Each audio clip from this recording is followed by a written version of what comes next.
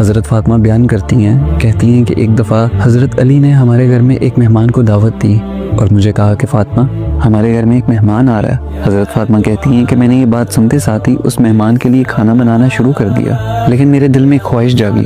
میں حضرت علی کے پاس گئی اور ان کو کہا کہ علی، آپ میرے خاوند ہیں، کیا آپ میری ایک خواہش پوری کریں گے؟ میری خواہش ہے کہ کاش میرے بابا رسول اللہ صلی اللہ علیہ وآلہ وسلم ہمارے ساتھ بیٹھے ہیں، وہ بھی اس دعوت پر آئیں۔ حضرت علی نے جب حضرت فاطمہ کی خواہش سنی تو آپ صلی اللہ علیہ وآلہ وسلم کو دعوت دی گئی۔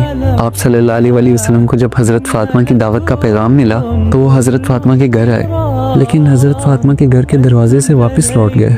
حضرت فاطمہ کہتی ہیں کہ جب میں نے اپنے بابا کو دروازے سے واپس جاتے ہوئے دیکھا تو میں ان کے پیچھے گئی۔ میں نے کہا کہ بابا، ایسا کیا ہوا ہے کہ آپ ہمارے گھر کے دروازے سے واپس جا رہے ہیں؟ کیا آپ کو میری کوئی بات بری لگی ہے؟ کیا میرا کوئی ایسا عمل آپ کو برا لگا ہے کہ آپ مجھ سے ناراض ہو گئے؟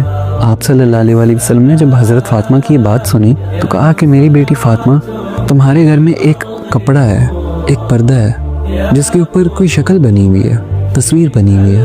میری بیٹی مجھے یہ زیب نہیں دیتا اور کسی بھی نبی کو زیب نہیں دیتا کہ وہ کسی ایسے گھر میں داخل ہوں جہاں پہ کسی کی کوئی تصویر لگی ہو۔ جب حضرت فاطمہ نے اپنے بابا کی یہ بات سنی تو وہ بھاگی گھر گئیں اور اس پردے کو اتار دیا۔ جب وہ پردہ اتار لیا گیا تو حضرت فاطمہ نے حضرت محمد صلی اللہ علیہ وآلہ وسلم کو دوبارہ دعوت دی، اور پھر آپ صلی اللہ علیہ وآلہ وسلم آئے اور دیکھا تو وہ پردہ اتار لیا تھا۔